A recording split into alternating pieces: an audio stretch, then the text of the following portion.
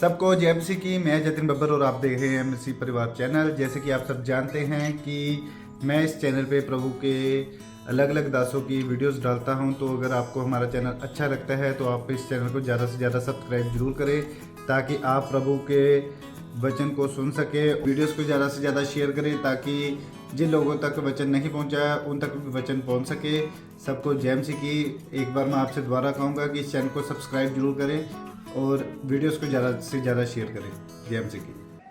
अगर मेरे साथ हो सकता तो आपके साथ भी हो सकता है। आपने उस प्रोफेसी के लिए काम करना है, बोलो आमीन।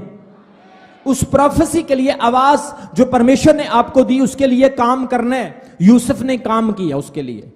अगर बरकत पाना चाहते हो तो ऐसा करो तो होगा आपके लिए, इन जीसस माइटी नेम।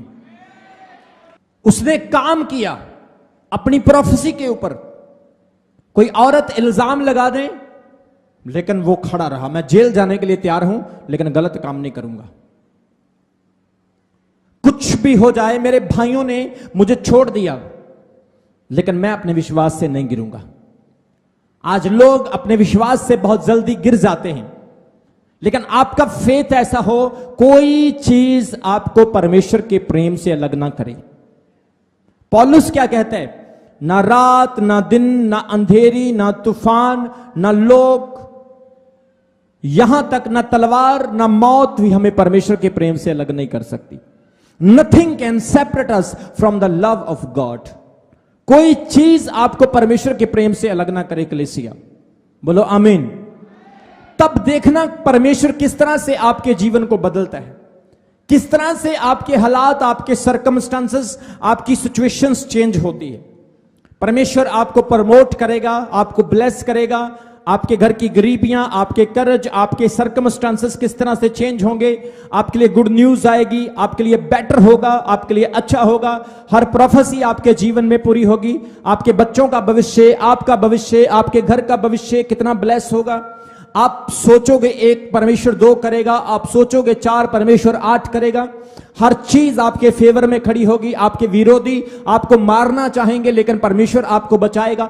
बीमारी आपका नाश करने के लिए आएगी, लेकिन जैसे ही आप हॉस्पिटल में जाओगे स्कैन में कुछ नहीं होगा, नॉर्मल हो जाएगा। परमेश्वर ऐसे काम आपकी जिंदगी में करेगा। आपके पैसे में बरकत होगी, आपकी 500 रुपए की दिहाड़ी में बरकत होगी, आपकी 50,000 की जॉब में बरकत होगी। परमेश्वर आपके हालातों को चेंज करेगा। आपके डॉक्यूमेंट्स, आपकी प्रॉपर्टीज, आपके वीजे, आपके पासपोर्ट, हर चीज ब्लेस होना स्टार्ट हो जाएगी। नेगेटिविटी, शैतान, दुष्ट आत्माएं, डीमंस, जादू टोने, कोई चीज आपके ऊपर प्रभाव नहीं करेगी। परमेश्वर आपके लिए खड़ा होगा। आप जिस स्थान पर खड़े होंगे, विरोधी 10 आए, 20 आए, 50 आए, लेकिन प्रभु आपके लिए पक्ष करेगा यीशु मसीह के सामर्थी नाम में। इसलिए आपने परमेश्वर की आवाज को सुनना है। जो प्रोफेसी, जो प्रोफेटिक वर्ड परमेश्वर ने आपको दिया, उस प्रोफेटिक वर्ड पर बिलीव रखना है। रात के समय परमेश्वर आपसे बात कर सकता है, वचन के द्वारा बात कर सकता है, अपने दास के द्वारा बात कर सकता है। चलते चलते परमेश्वर आपकी कॉन्शियस में बात कर सकता है, आपके आत्मा में बात कर सकता है। परमेश्वर के बात करने के अलग अलग तरीके हैं, लेकिन डिपेंड करता कि आप उस आवाज को सुनते हैं, मानते हैं, समझते हैं, चलते हैं। अगर चलते हैं तो खुदावन चमत्कार पर चमत्कार, चमत्कार पर चमत्कार, गुड न्यूज पर गुड न्यूज, गुड न्यूज पर गुड न्यूज आपके हालातों को चेंज करेगा और बड़े काम आपकी लाइफ में होंगे यीशु मसीह के सामर्थी नाम में। परमेश्वर की आवाज को सुनो, परमेश्वर की आवाज को समझो। बाइबल में लिखा है नबियों ने परमेश्वर की आवाज को सुना। परमेश्वर ने मूसा से कहा, मूसा, उसने उसकी आवाज को सुना। अब्राहम ने परमेश्वर की आवाज को सुना। एलिया ने, अलीशा ने, नेहम्या ने, जकरिया ने, अजरिया ने, एस्तर ने, परमेश्वर ने अपने दासों के द्वारा, वचन के द्वारा, अपने लोगों के द्वारा, जानवरों के द्वारा परमेश्वर ने लोगों को इंस्ट्रक्ट किया, उनसे बात की। आज परमेश्वर आपसे बात करता है। एक बहन के लिए, एक भाई के लिए, एक बच्चे के लिए, एक बुजुर्ग के लिए, एक विदेशी के लिए, एक इंडियन के लिए, हर तरह की जाति के व्यक्ति के लिए परमेश्वर की आवाज है। परमेश्वर का पर्पस है, प्रभु की योजना है। परमेश्वर के सर्कमस्टांसेस अलग हैं, आपके सर्कमस्टांसेस अलग हैं, लेकिन विश्वास करने वाले और उसकी आवाज सुनने वाले अपने जीवन को बदलता हुआ देखते हैं यीशु मसीह के सामर्थी नाम में। इसलिए ऑलवेज रिमेंबर, परमेश्वर की आवाज को कभी इग्नोर ना करें। जिन लोगों ने परमेश्वर की आवाज को इग्नोर किया वो लोग आज भी वहीं पर हैं। रिक्शा चलाते थे वही चला रहे हैं, दिहाड़ी करते थे वही कर रहे हैं। लेकिन मैं चाहता हूं आप सेम ना रहें, आपकी स्थिति बदले। आप लोग एम्प्लॉय से मैनेजर बने, मैनेजर से इंजीनियर बने, इंजीनियर से बिल्डर बने, बिल्डर से आप आर्किटेक्टर बने, ऊपर से ऊपर जाएं, ऊपर से ऊपर जाएं। डेमोन्स्ट्रेशंस, आपकी डायमेंशंस परमेश्वर चेंज करे। कितने लोग चाहते हैं बदलना? कितने लोग चाहते हैं अपने घर को ब्लेस करना? परमेश्वर का आत्मा करे 2022 आपके चेंज का साल होगा, आपके बदलाव का साल होगा, आपकी ब्लेसिंग का साल होगा, आपके मिरेकल का साल होगा, आपके फाइनेंसेस, आपकी जॉब, आपके पारिवारिक शांति का साल होगा, आपकी मैरिज की रेस्टोरेशन का साल होगा, आपके परिवार की रेस्टोरेशन का साल होगा यीशु मसीह के सामर्थी नाम में। बोलो आमीन। इसलिए परमेश्वर की आवाज को कभी इग्नोर ना करें। एक वचन मेरे साथ पढ़ो, यूहन्ना की अंजील। Let's read from the word of God, 10 अध्याय उसके 27 वचन में। John chapter 10 verse 27। यूहन्ना गॉस्पेल में 10 अध्याय 27 में यीशु मसीह कहते हैं, मेरी भेड़ें मेरा शब्द सुनती है और मैं उन्हें जानता हूं और वे मेरे पीछे पीछे चलती है। कितने लोगों को सुना? कितने लोग विश्वास करते कि आप प्रभु यीशु की भेड़ें हैं?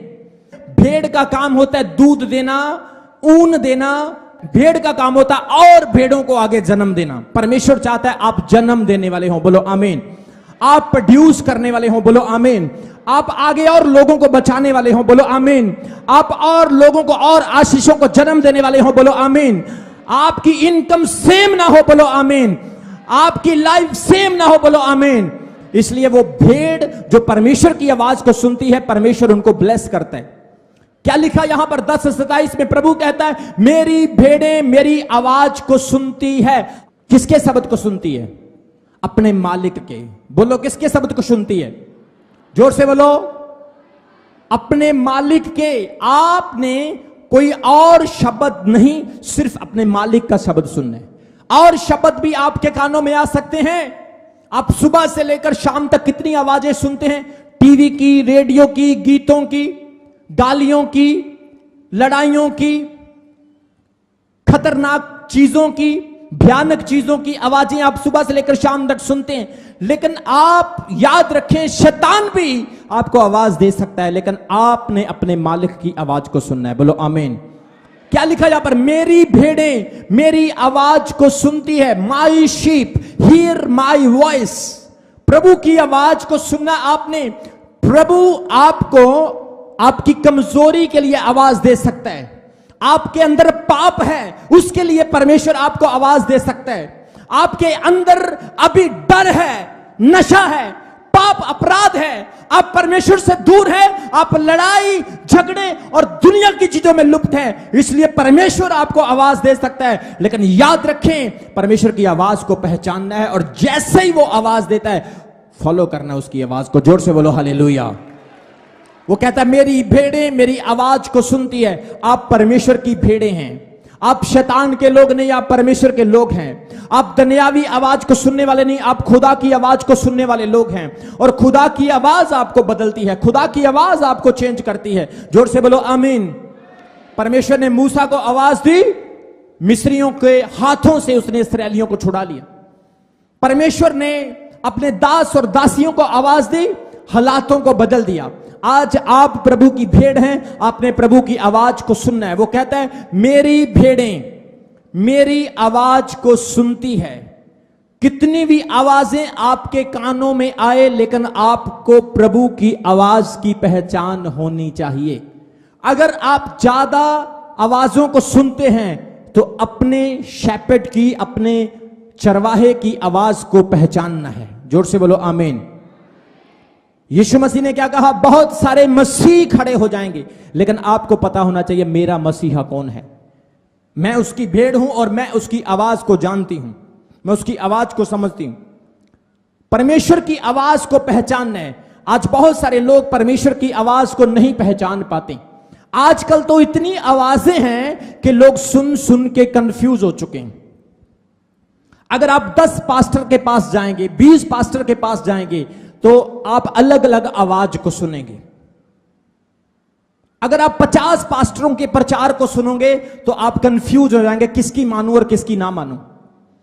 आप 40 डॉक्टरों के पास चले जाओगे, सेम बीमारी, वो आपको ये ट्रीटमेंट कहेगा, वो ये ट्रीटमेंट कहेगा, वो आपको ये सॉल्यूशन बताएगा, वो आपको वो सॉल्यूशन बताएगा।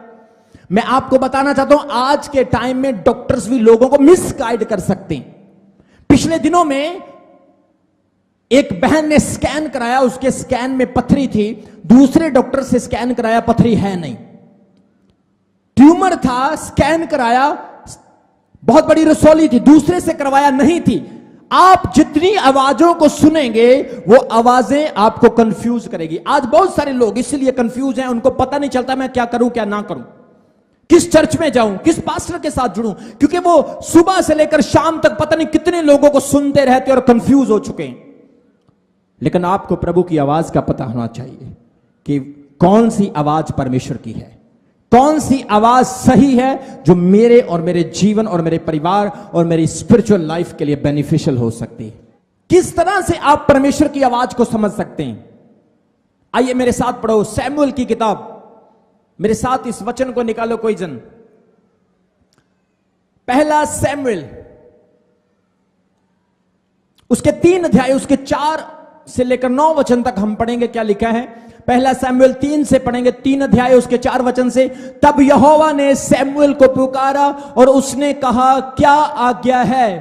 बाइबल कहती है हन्ना नाम की एक औरत थी, उसके पास कोई औलाद नहीं थी और वो परमेश्वर की हजूरी में जाकर रो रो के प्रार्थना करती है और परमेश्वर उसको एक बेटे की प्रोफेसी, एक बेटे की आशीष देता है और जिसका नाम वो सैमुएल रखती है।